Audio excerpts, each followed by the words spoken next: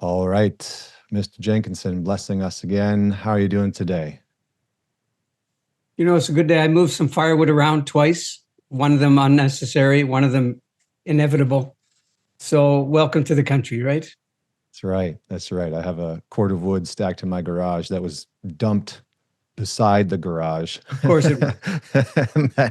and then having to stack it. And it's a good labor. It's a good labor. Oh, yeah. Yeah. Well, welcome back. This is, I think, our fourth conversation together over the Is years, that which has right? been a real treat. We A must be real doing something right then. I think so. I like to think so. I mean, it's always a good day when I see your name in my calendar, so Oh, I'll good, take man. it. Good. I want to start with a little excerpt from your latest book. You said Okay. matrimony is the place where culture leans on love for its portion, its tithe. It is the mothering of culture, and ritual is its vehicle, and patrimony its precursor. So I kind of wanted to set the stage with why matrimony instead of marriage? Why matrimony? Sure. Well, these words, man, I have discovered over the years that you think the way you talk, not the other way around. So I thought some precision was called for because, any discussion in English in matters of the heart or just interior matters, let's call it that, you find that the toponymic capacity, by which I mean the capacity to identify where you are in the terrain of the so-called inner life, it's just a train wreck of synonyms. I mean, they just tumble over each other, vying for, a singular attention kind of thing. And I thought to myself, this probably extends to the notion that we're talking about here. The kind of official hookup, let's call it that for a moment. So I thought, so what are the differences then? If I'm not just making it up, and I don't think I am. First of all, I'd say that marriage let's start with wedding. Wedding is a specific moment in time. It's a very recognizable moment in time. Even in our sort of ceremonially bereft time, it's still recognizable as a thing. It's not necessarily effective, but at least it's discrete, by which I mean there's specific signs, if you will, that you did it, and otherwise you didn't. It's fairly simple that way. You can't imagine that a pinky swear in front of I don't know, your neighbor constitutes a wedding. So there's very specific markers, and we can talk about what they might be in a moment. That's wedding. Marriage is the career arc that was initiated somewhere in the distant past that nobody can recall, passed through the arch and the filter of wedding, and turned into basically a social institution. There's legalities involved, of course, and then you come to matrimony. And the suffix, the end of the word, is a bit of a clue that there's quite a bit going on here, because it shares that suffix with a lot of other words in English. You start to generate them. I laid out a few of them in the book early on. You can tell that you're in kind of official territory, if you will, like official parchment with cursive writing and the rest. There's a notion here that this is a serious endeavor for what I would call entangled grown-ups. Right? It's a consequence of betrothal and a few other things. And ultimately what it is, if you hover over the word for a moment, you'll probably be startled to discover that the root word is not wife. It's not wife making. That's not what matrimony is. It's not person making per se either. It's not baby making. It's not woman making. It's mother making. So I think it goes two ways at the same time. It crafts a kind of motherhood as a result of making this kind of commitment, and it employs that crafting of motherhood to turn not away from the inner life, to turn as if the inner life is a bit of a fait accompli, and visit the mothering capacity upon the culture. This is why ultimately I said matrimony is the mothering of culture. So they're fairly distinct propositions, those three things, I think.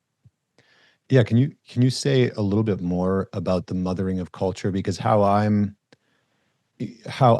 interpreted it a little bit was a kind of return to we, a return to other, a return to the almost the necessary sacrifices that come along with some of the things that we embark on, that I think has been stripped out of modern culture. Like sacrifice almost seems like a, like a violent word to a lot of people in this sort of hyper individualistic culture. So is that what you're referring to with mothering culture, or can you maybe just expand on that a bit more? Sure. Well, you could think of it very specifically as a motion or a sequence of motions that you undertake in order to turn, well, maybe the best way I can illustrate it would be from virtually the last scene in the book. So the wedding has taken place. I did my best. I convened all the wedding party early the next morning, regardless of how much anybody had to drink and all the rest. And I mean, this is a true story, right? And we convened in the field, and there's maybe, I don't know, could be 12, 15, 18, maybe somewhere's in there. And of course, they're weary, man. We've been doing this for a year, right? Sometimes every week for a year. Learned a lot, lost a lot, too. A lot of sort of frail understandings never made it to the finish line. A lot of assumptions about who's in and who's out, what constitutes real friendship, real connectivity. All of those things were sorely tested. Anyway, so I gather these people at dawn, and we huddle in a circle, and we're entropic, which is to say, we're circled up for the last time, shoulder to shoulder, face to face, right?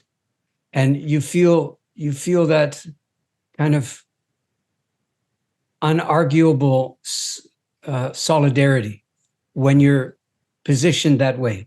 Mm-hmm. But that's the penultimate moment of matrimony. The ultimate moment of matrimony, as far as I understand it, is the rotation in place of those people. So they're no longer facing each other. They still stand shoulder to shoulder, but they rotate so they're facing outwards towards everything that was set aside, everyone that was set aside to undertake this kind of work. It's time to return. It's time to bring the fruits of our collective labors to bear upon the place that needs them most, assuming for the moment that these two people have found each other. But the culture now needs to benefit from the sense of well-being that ensues from that finding.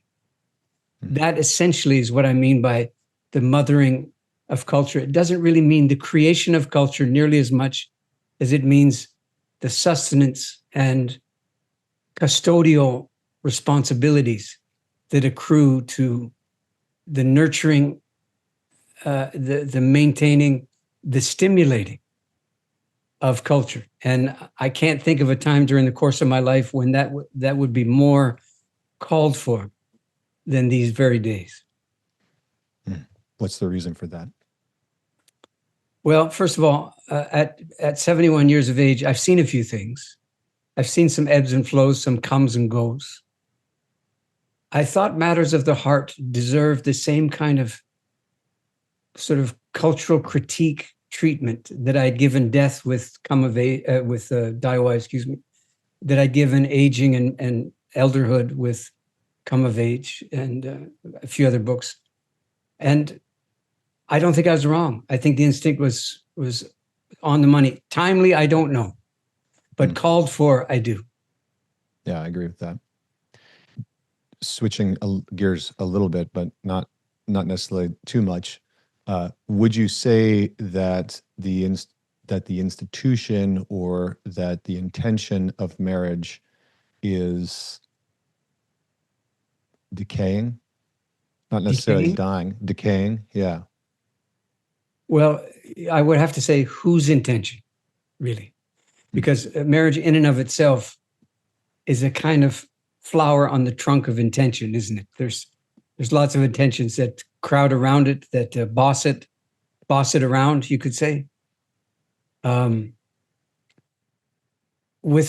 an age that traffics in kind of unquestionable sovereignty of the person, I don't think that's an overstatement of what's going on. It shouldn't surprise anyone that any notion of the collective comes a distant, remote second to what benefits the individual.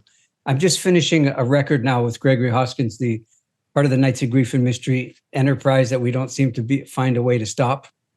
So we've got another record, and there's a line in there, which, if I remember right, it goes, apropos of younger people, but not exclusive to them. The line says something like, they've made their lovers' vows, safety first, then me, then you. It's a darkish proposition, I'll grant you. And God knows there's all kinds of exceptions. But if we're generalizing for the moment to make the culture that you and I are, products of and contenders for, visible and tangible, I think that notion serves that purpose, sadly.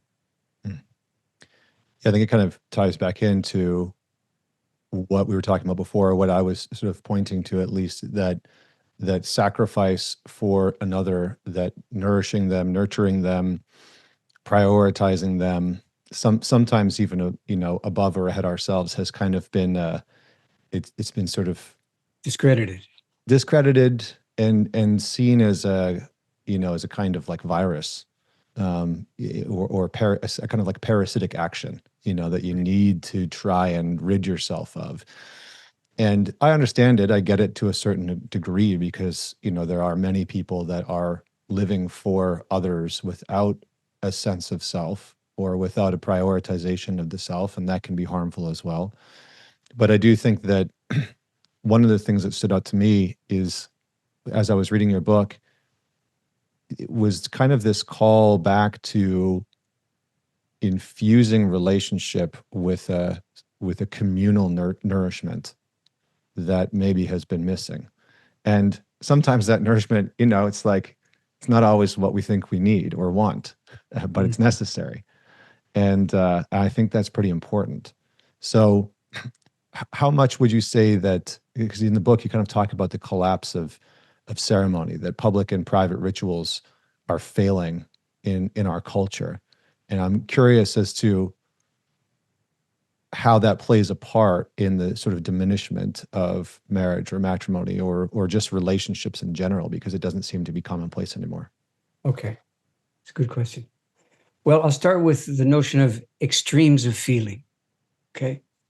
If you think about this physically, the more extreme the physical sensation, let's say extreme hot, extreme cold, to use an obvious example. When those things are on, you have a harder and harder time distinguishing which is which, because the extremity has replaced the discernment, right? The actual tactile sensibility of, you can't tell if it's hot or cold anymore. Yeah, cold. I would extend that understanding to matters emotional or psychic. The more intense and inscrutable the sensation, the harder it is to discern where on the spectrum of engagement you might actually be. So, needless to say, there's a lot of people concerned about the loss of self. Not many people are concerned about the consequences of finding yourself. That seems to be a foregone conclusion that's only good for you. To thine own self be true, all of that stuff.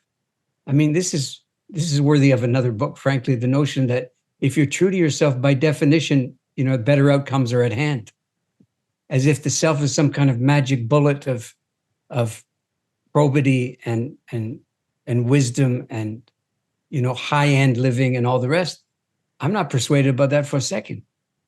So I'm not sure that using your self-understanding as the anchor of your relationship, your romantic endeavor, your commitment endeavor, really makes a lot of sense. Because that's the first consideration. And then the next one would be, if you think about the invitations you may or may not have received, but I think you can imagine the scenario. The invitation to, let's just call it kindly, a generic wedding, a kind of, you know what to expect and it comes to pass wedding. If you investigate the invitation, the chances are good that you'll find the language that goes something like this. Please, the honor of your company, which is a little overstated, but it's fine. It's fine. Wouldn't it be something if it were actually true?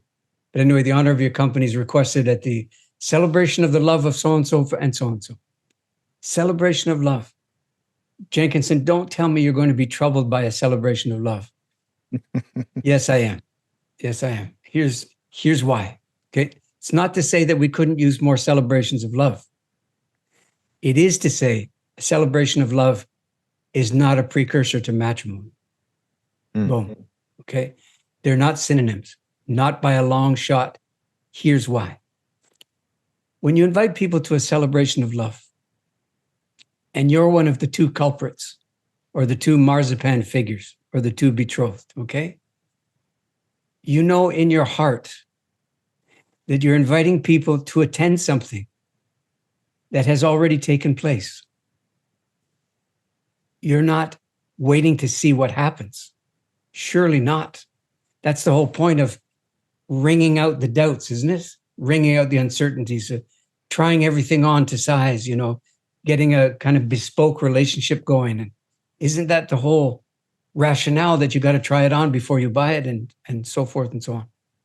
So a celebration of love is fine as far as it goes, but it's not a conjuring act.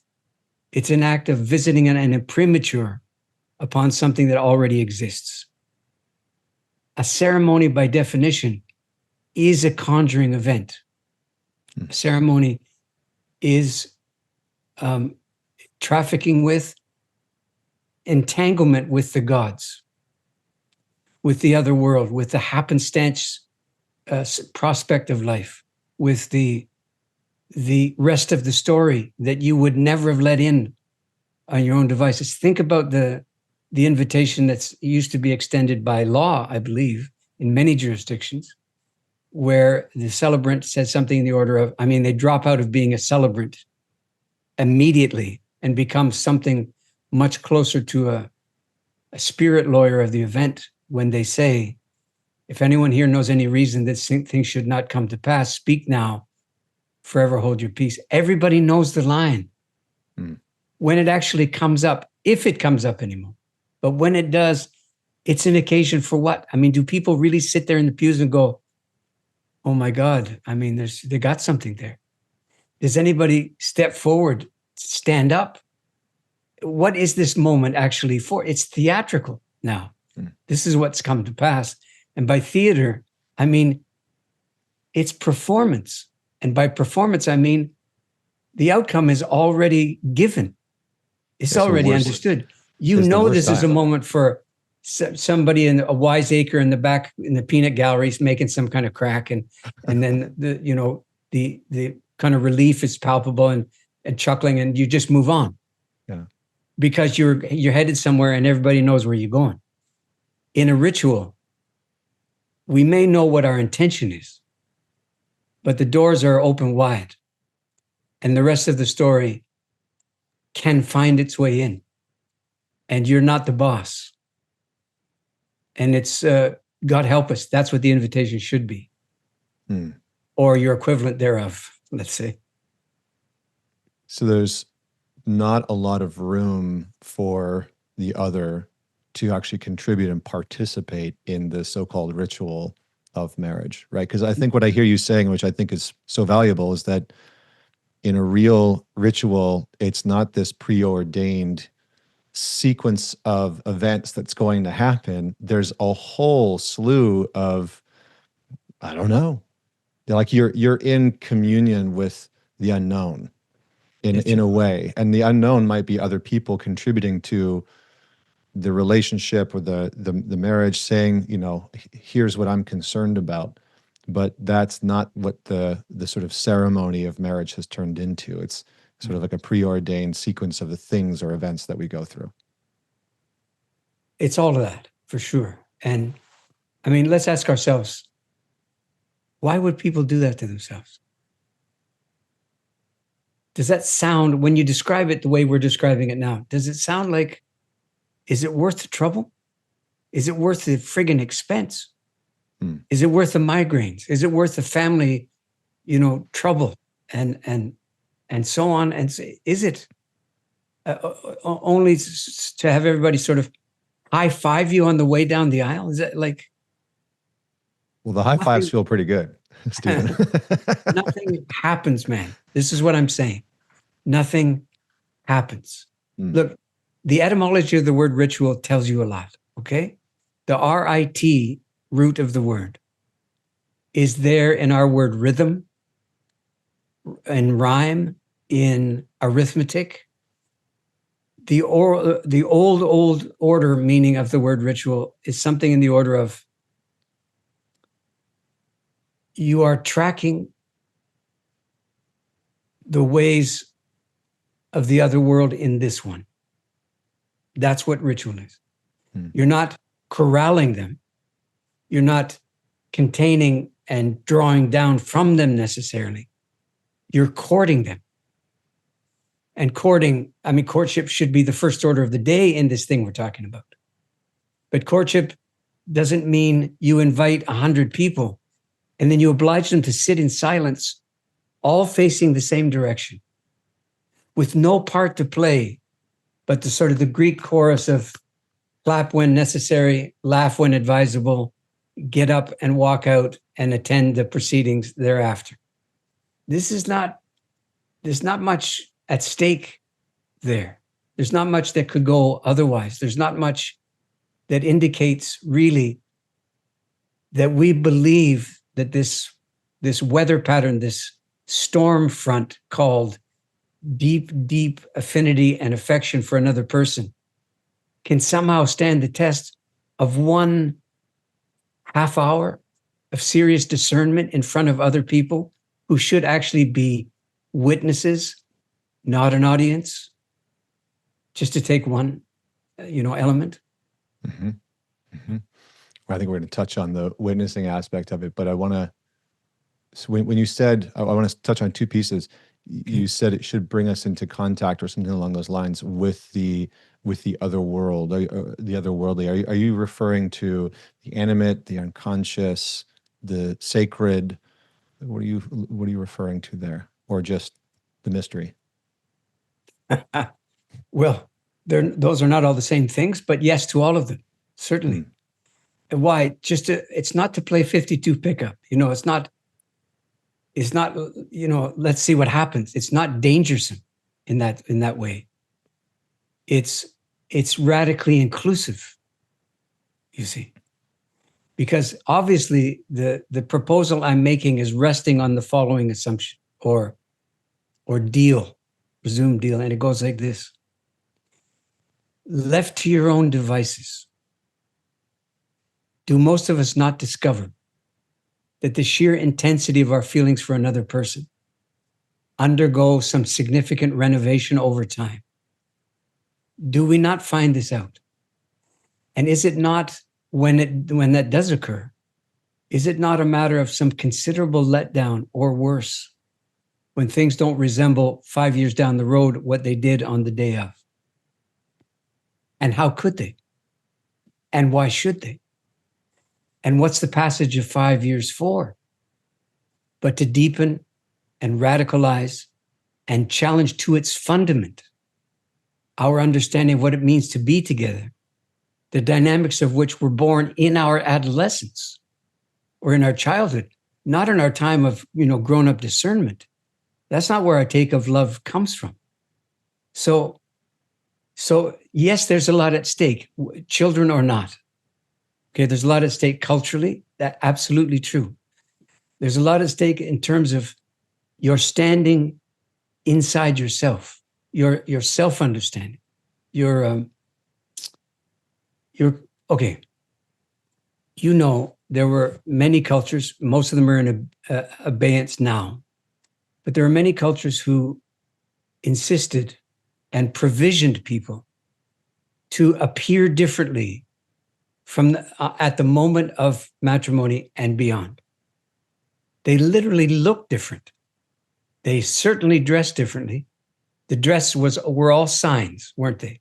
The accoutrement, they were signs of a certain achieved status, were they not? Absolutely they were. And a certain sense that you had left the world of inherent potential behind. And maybe this is worthwhile talking for a moment about. You know, the word blessing, which I made a big deal of in the book, as you recall. The word blessing is deeply misunderstood and mishandled now as being an equivalent for approval or affirmation.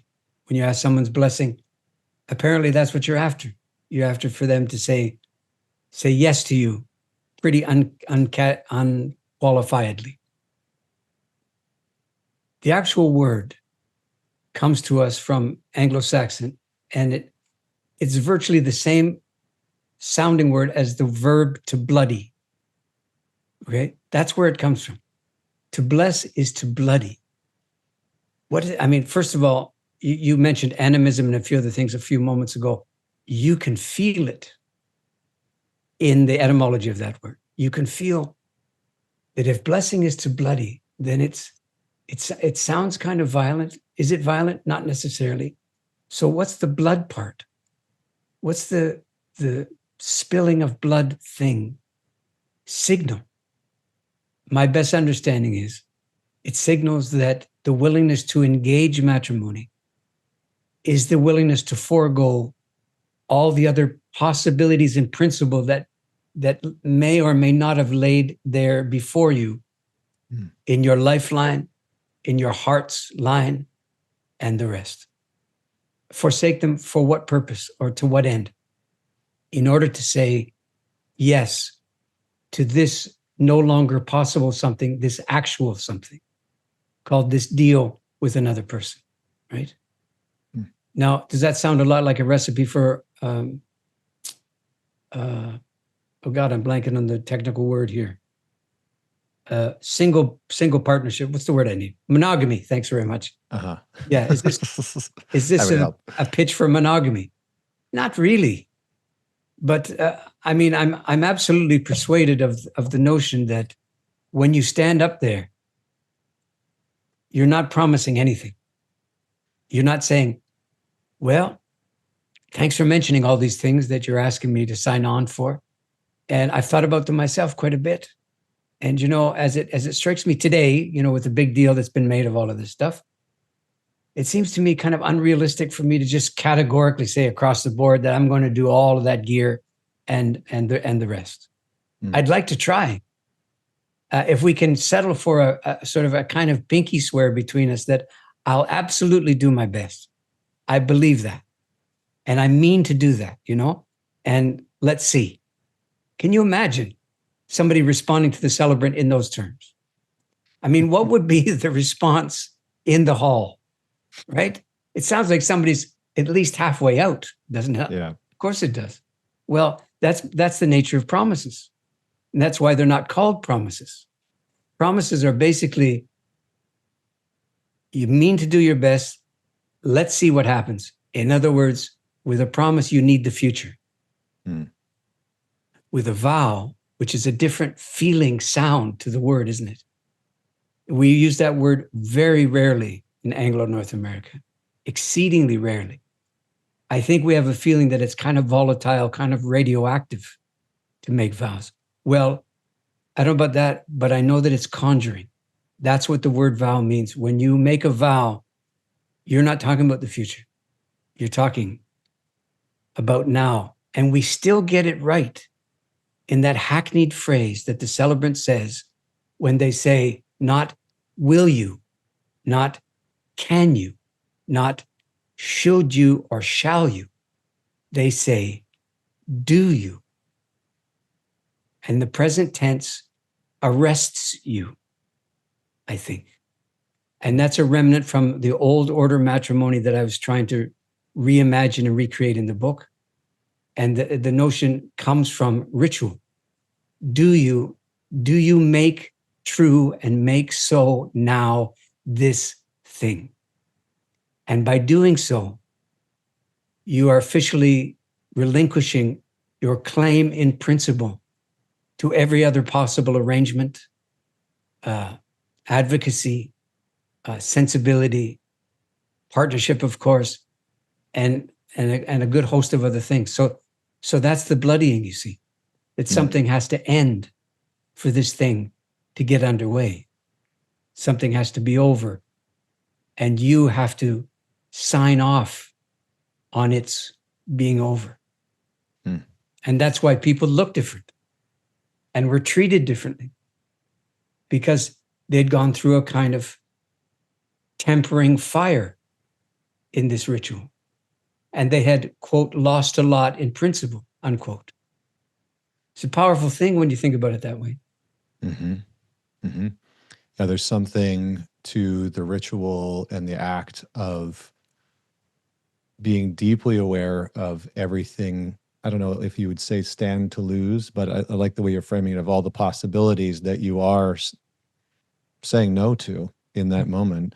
Would you say that part of what's been lost is our willingness or remembrance of being able to come back to that vow, that I do, that pulls us back into the present moment, that is maybe hindering people in their relationship as it goes on, as time, goes on and experiences goes on? Well, I think a couple of things are at play in the kind of denouement, the after the fact sense of sort of fundamental letdown. First of all, in no particular order, but as they occur to me, one of them is, well, if you imagine this as some kind of peak experience, if that's what you mean by perfect wedding, baby, you are so asking for it. Right? I mean, think about the phrase fairy tale wedding for a second. If you investigate any kind of fairy tales at a serious level, the last thing you'd want on your special day is a fairy tale wedding. Good God. Yeah. Okay, because fairy tales are full of the most inscrutable shit imaginable. Stuff coming down the pipe you can't see, you can't manage, you can't win. So we use these kind of phrases. Partly just, I think we're just mindless on the subject. Like, it doesn't need any real scrutiny, right? Like, you feel strongly about the other person. They seem more or less markedly fond of you. You've tried a few other brands along the way. This will do. This will more than do. Okay, great. But time in and the carborundum effect of time passing alone brings you to an understanding that the chances are very good that your moment of matrimony in contemporary culture marks a kind of drastically lost opportunity to temper the intensity of feeling until it hatches out a sense of well-being. And the well-being, by definition, is communicable to the people around you, consequential to them, and fundamentally efficacious, fundamentally affirming of certain aspects of life. This is literally in your hands as a person willing to walk the matrimonial fire. That's literally what's available to you. If you think about the stillbornness of most events by comparison to what I'm describing, you get a feeling of almost remorseless self-absorption and an acute lost chance to get it right. I know that sounds indicting. All I can tell you is, first of all, this doesn't come from me shooting it from the hip here. I was in on a lot of weddings. I conducted a good number of them. When people came to me to ask me to do this for them, I listened very carefully to the language that they were using, the aversive language, the things they didn't want their wedding to be like. And that's the list they had. And when you were to ask them, what's wrong with all the things you're trying to avoid, ultimately what it came down to is they needed something that was really personal. It was a kind of signature, a kind of autobiography writ large. So it's supposed to be that. It's supposed to be authentic, though they weren't that clear what they meant by the word. And the word that appeared over and over again was real. That's what they're after. Well, you know, in your life, anything real is three-dimensional. Mm-hmm. And real includes all the stuff you wish wasn't true, including about yourself, including about what your capacities are, and your proclivities, and your habits, and the rest. So if you wanted a real wedding from me, you are deeply asking for it. I mean, in the best sense of that term. But you are asking for it, are you not? I mean, how else to get to real? So imagine then, I know we haven't talked much yet about how did I actually do this, which I'm happy to do in a moment. But yeah, there was a kind of high water mark in a way during one of these things, which I should say lasted in the order of 6 to 8 hours. The event, the event proper lasted around that length of time. About halfway through, the bride-to-be's, the would-be bride's mother came up to me and hissed at me, basically, and said, "Is this a real wedding?" She wasn't asking, clearly, you know. If you think the timing of the request still makes it a request, you're not listening. In the middle of the thing, to question the fundament of the proceedings is certainly not to be in league with the proceedings. Certainly not. Or worse. You know, the question wears an assassin's garb, I would say. And she meant to do that. I knew she did. I was looking in her eyes when she said it. It's not that she wanted this thing to be a, quote, real wedding. It's that she wanted me to know that she had figured me out. So what did I say? Given that it was her daughter who asked me to do this, given that the mother knew this, she knew who I was in her daughter's life. She knew this counted for a lot. You would think that I can hear in my voice now, I'm reliving this again by talking about it. That's true. But I would say to you, you know, I remember my days in the death trade. I remember being completely dumbfounded from time to time by the following assumption frustrated. The assumption went like this. You'd think there were times in life that are just made by the makers of life to bring out more or less inevitably, inescapably, the very best in people. You'd think, and you could probably name them without having to think about it very hard. The advent of a baby in your midst, a kind of dead ringer for that event, where you automatically become a better person. I know. But to say it aloud, to allow the possibility, right? Okay. And you would think, well, wedding might be one of those things that you would just hold off on the old grievances, hold off on the old habits for a day, maybe two, and just somehow roll with it, right? Just get inside it. Just be confounded by it. Just learn the elegance of confoundment. For God's sake, you'd think. So you can hear what I'm saying. Mm-hmm. I don't think there is such a time that inalienably brings out the best in people. And it certainly didn't do so to this mother. Well, it didn't do so to me in my response to her, I have to say. And I could have been a different kind of person. But I have to tell you, when I said yes to these weddings, I wasn't saying yes to be the official representative or deep friend of either the bride or the groom. When I said yes, I took upon myself the responsibility of being matrimony's advocate, matrimony's spirit lawyer. That's the job I had. I had to stand for it. So when the woman asked me this question, that's where I'm coming from in response, you see. And so I said to her, as you may recall from the book, I said, "Are you a real mother?" Obviously, an egregiously aggressive response, obviously. I'm not saying I'm particularly proud of it. I am saying it's understandable, though.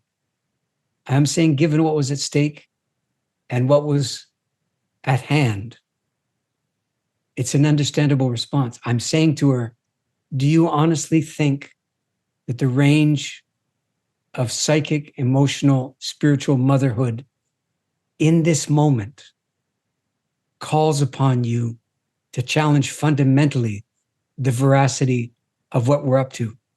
And here's why. Because I'll bet you never did that with all of the so-called real weddings that you've attended. Not one time did you stand at the front of the hall or stand up in your chair and inquire of the celebrant whether or not this constituted a real wedding. Not one time. Why not? And we know what the answer is, because that's what a real wedding is these days.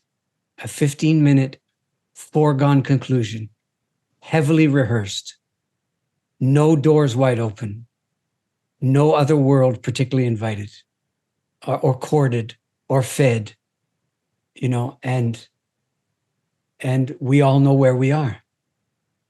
This is what I mean when I say a sense of lost opportunity doesn't begin, I think, to describe the kind of aftershock of the nothing in particular happening, of the no fundamental change in status, in self-understanding. Just, it turned into Monday. And here we are.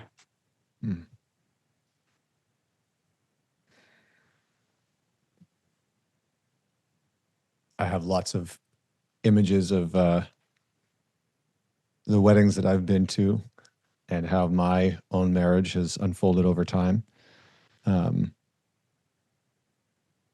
think it seems to me, as I reflect on your body of work, and I do want to get to how you set it up and sort of share with people how you went about creating Matrimony. But it seems as though some of your work is reflecting on, in terms of matrimony, death, that these instances are moments for the possibility of culture making, of culture creation. Yeah. And that by hollowing out some of these moments, experiences, rituals, matrimony, the passing, that we miss out on not only person making, but culture making in that moment. And we're missing something. And am I following the thread correctly for you? So, yeah. It's interesting. My mom passed a couple of years ago, and your work was very instrumental in how I went about being with her. It was a very different approach of letting it do something to me and being with her and caring for her, and being surprised, by how things unfolded. She was struggling with alcoholism for many years, and then she was diagnosed with terminal cancer and got sober, after all of our efforts. And I couldn't help but kind of chuckle. It's like, there's a kind of strange irony and unexpected twist and turn that for all of my knowledge and all of my perceived strength and attributes, I couldn't get her into this position of sobriety, of helping herself. Yeah. And then along came death and Yeah. and did it. And I was like, Yeah. holy shit. So, I'm listening to you talk about matrimony, and I'm sitting here and I'm like, there's such a sort of profound working that can happen on the person, but also on the culture. And so, I think in the effort of time, if you want to comment on that, that'd be great. But I would really love for you to kind of set up and construct and sort of give to the listener how you went about creating this ritual for matrimony to take place, because I think that would be quite profound for people. Okay. Well, the overture to the answer would be acknowledging the story you just told about your mom. I certainly found it in my time in the death trade. The death is probably best understood as a deity, not as a monochromatic God, but certainly as a deity.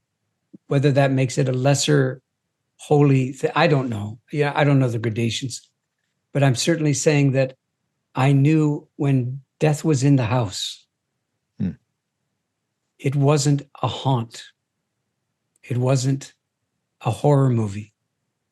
When death was in the house, it was a very orderly being. And it imposed a kind of order, a kind of sequencing order of the diminishment of the vital signs and all of that stuff over time, And it asked things of us.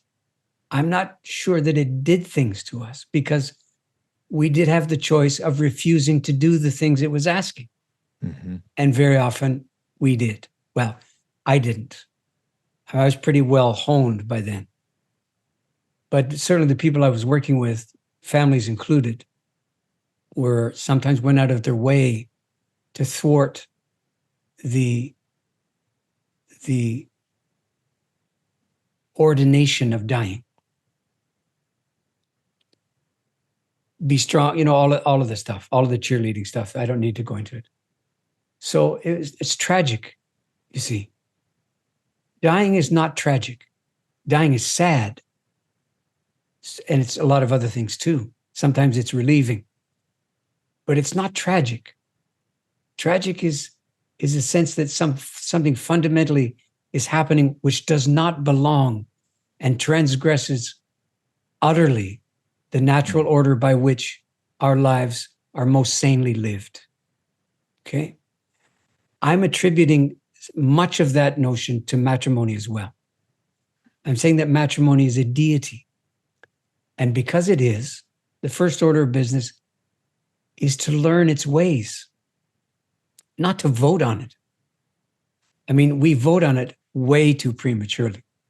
We vote on something we don't understand. Sounds like a presidential race, doesn't it? Mm-hmm. Vote on something we don't really understand. And voting alone is not a gesture of understanding. It's absolution as much as it's anything. So, okay. So that was the order of business to me. I can tell you sort of psychically how I came to it. It seemed to me, as I really considered the weddings that I had been to, which weren't many, and considered the requests that were coming to me to do this thing, that there was among us or around us or strewn through our days in some fashion or other,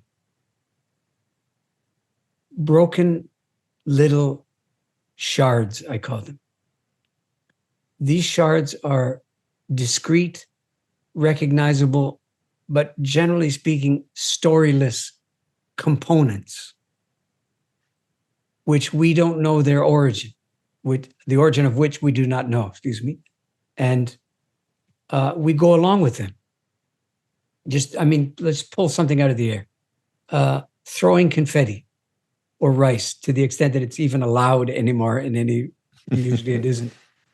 But just that in and of itself, you go, well, that's what you do. And then you say, stop for 5 seconds and ask yourself, what's that? Of all the things you're throwing food. Well, if the place doesn't have a lot of food, it suddenly means something else, doesn't it? And then who's the food for? And if the food lands on you and stays on you, does it confer something upon you that wasn't there before? In other words, is it possible that you yourself are turned into a kind of food by being in this rain? And food for whom? And is it a kind of spirit food? And if it is it possible that you're being, for the moment, turned into a kind of spirit food for spirits? Not to be consumed, but to be imbibed, to be taken up into, anyway, you begin to get the feel. So then, how about the seating arrangement? I alluded to it earlier. How about this kind of people sitting in 2 sections, depending on what the chairs allow and all the rest, facing the same direction, some kind of aisle up the middle? What's with all of that? What's with the notion of somebody accompanying someone and then not doing so anymore, releasing them in some fashion, or, as it was often said, giving away this person? And what's with, and depending on the tradition and so on, what's with the canopy there? What's with the breaking of glass? And we could just go on. The point I'm raising for you is these things they're broken pieces of a kind of container or amphora or chalice that was once intact. It had a kind of wholeness to it. And because it did, people knew its shape, size, and color. They knew its heft, they knew its weight, they knew its purpose, they knew its strengths, they knew its material consistency, they knew where it came from. They knew who put it together and why. They knew how they came by it for this particular, in other words, these are cultural observations I'm making here. Mm-hmm. People knew the wherewithal. They knew what they're being invested into, you see. So I simply began to consider these, such as they were, these shards, and lifted one at a time up into the light to see whether or not I could infer anything about the more original shape and size and function and disposition, and where in the whole piece this particular shard may have belonged and functioned. And then I translated these things as best as I could into something that looked ritualistic to me and not performative. Okay? So in other words, immediately I knew no audience. Now, how do you decommission an audience? Well, one of the ways is you do without a script, and you change the seating arrangement. And in so doing, you change the job description of the people that you've invited. And they're no longer the Greek chorus of high fivers. They are there to do something that can't be done without them. And then you begin to realize, wow, so once upon a time, the lion's share of the things that were said didn't come from the mouth of the celebrant. They came from the participants. Okay. All of the verbal considerations, all of the declarations, all of the challenging and the throwdown, all of it derived from the people that you asked to come and be there. And that's why you asked them to come, to hear from them. Not just yes or no. And so, I mean, there's so many details I could run all the way down the line with you, but the one I'll choose for now to give you a feel is I changed the seating arrangement. So no longer were people facing the front. They were in 2 groups, yes. And there was an aisle, yes. Excuse me a second.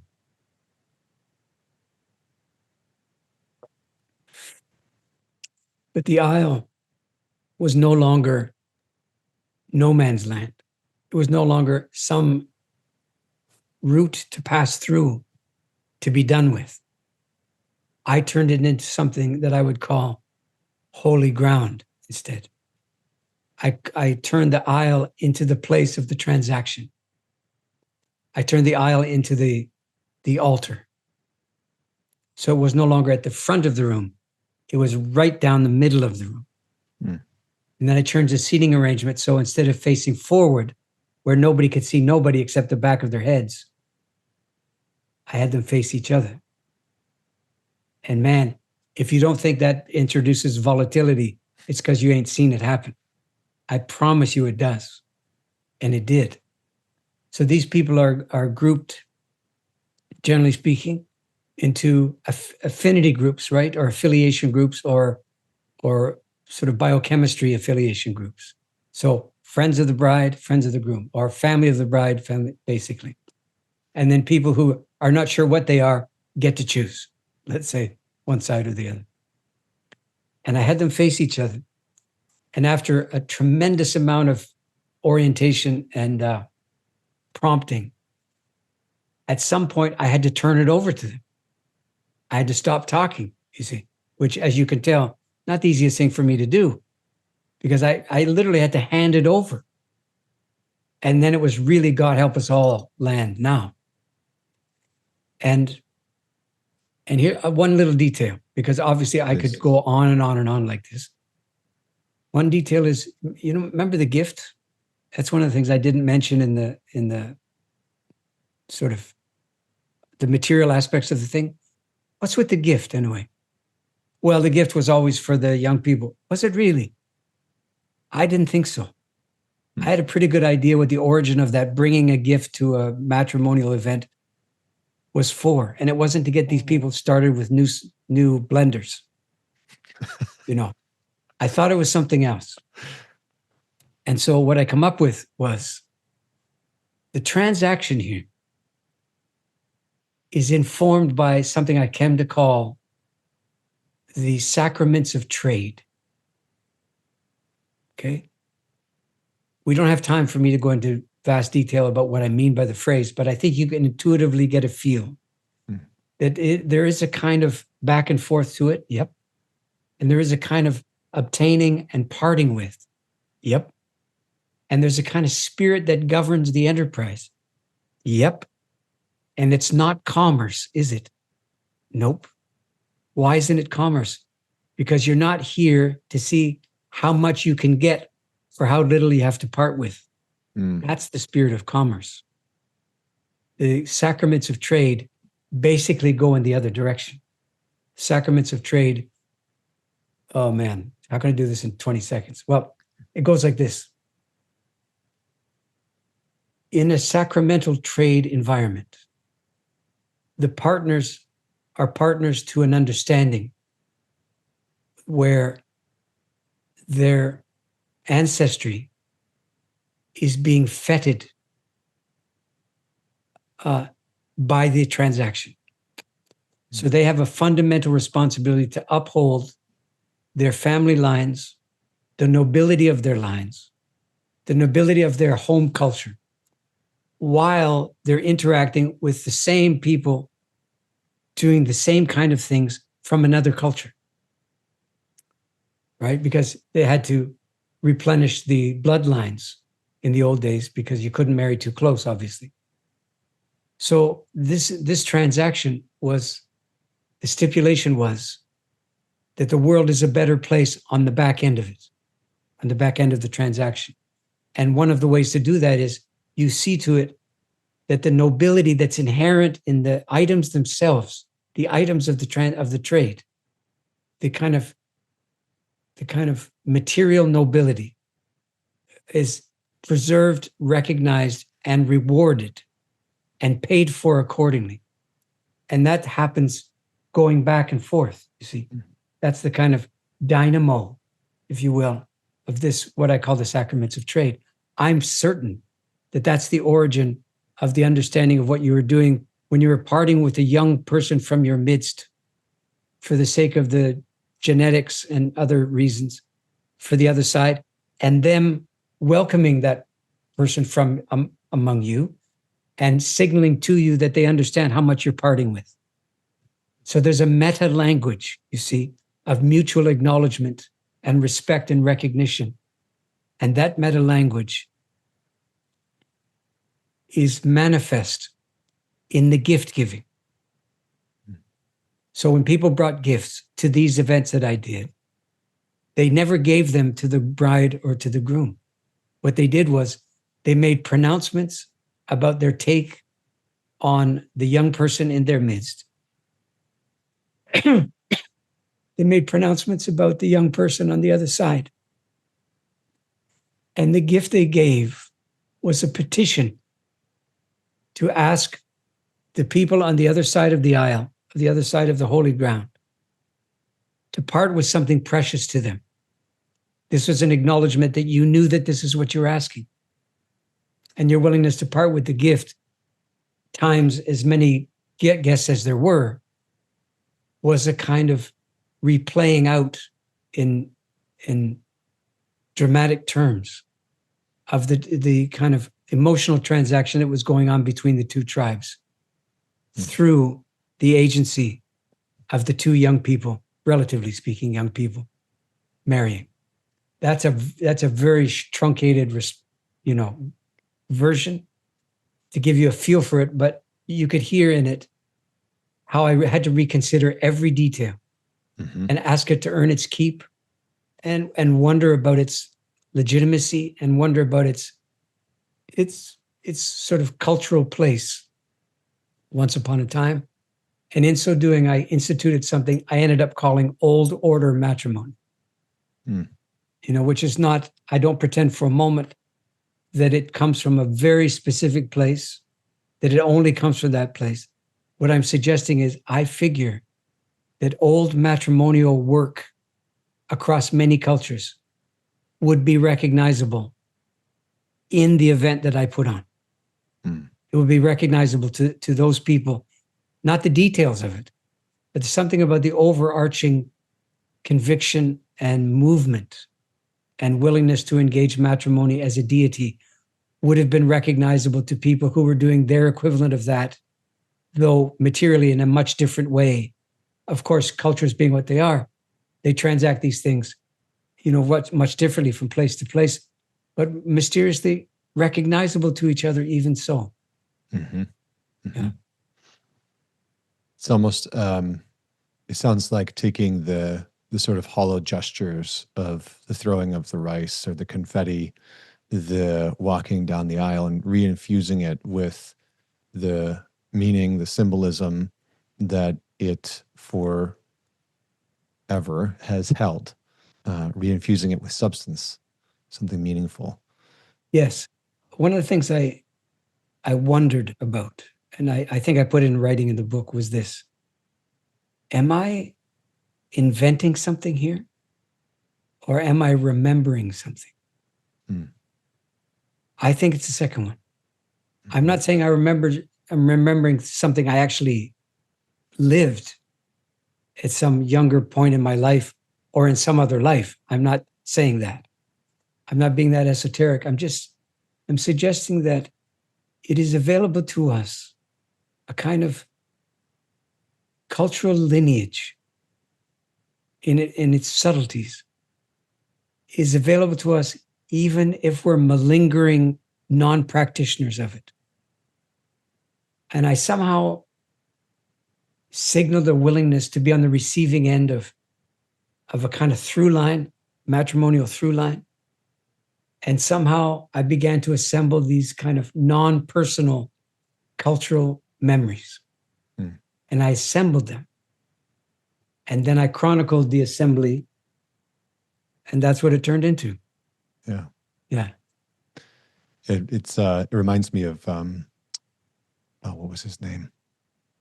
It was just there. It reminds me of a guy who was a psychonaut.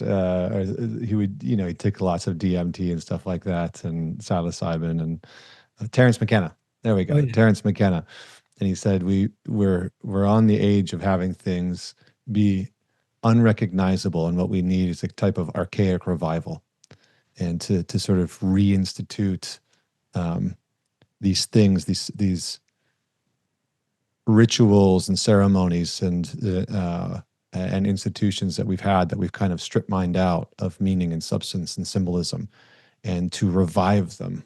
And so I really, as you're describing it, it kind of feels like that. It's like a resuscitation of something that has been vacant for a while. Yeah. So I appreciate. I know we're sort of over here. We're in the overtime. I wanted to just sort of open the door for you to share anything that you wanted to share before we close out. Otherwise, I'll tell people where to find the book. But anything that you want to leave people with in terms of matrimony? Well, look, first of all, if you feel somehow indicted in your wedding plans or practice or history by anything you've heard, that's not intentional, but it's probably inescapable. In other words, these poverties that you've alluded to just now, they're somewhere. They're not in the friggin' ooze, They appear. They appear in the stuff we don't do, that we don't know about, that we don't know about, and so on, don't they? This is the kind of poverty that I'm recommending that we have to begin with. So rather than experiencing what I've said as some kind of me bossing you around or shaming whatever you may have done or not done, you could imagine that, trying to free a kind of emptied proposition is exceedingly hard work. And there will be casualties of the emotional and affectional kind, right? People will just attach themselves to, and they won't know why, but they'll insist that it has to be blue, and and the thing has to be tied like this, and this has to go first, or they write their own vows, right? As if this is magic and changes everything, or some destination wedding does it, or you just stand in a circle, so then that changes everything. And these things, none of them by themselves change anything. But you don't begin by changing everything. You begin by wondering how things got to be the way they are. You begin by inhabiting a sense of forlornness about it all, and then a willingness to take the forlornness and work it instead of duck it. And that's what you've heard me do here in talking with you. And that's what I did in the events. And that's what I did in the book. And I have to say, I don't know if the book will ever find its audience, frankly, but it deserves one because it's pretty good. I agree entirely. And it's a good place for us to pause. For everybody that's out there listening, if you want to dig in, which I highly recommend, you can go and check out Matrimony. It's on Stephen's website, orphanwisdom.com. You can find it on Amazon. It's on Sound True. It's everywhere. So we'll have the links for all that in the show notes, so you can go and grab a copy. Stephen, always a pleasure. Thank you so much for joining me. And it's good to see you again post stacking some firewood. Yes, sir. Yes, we'll talk again soon, hopefully. Thank Take you. care. Blessing. Thank you, man.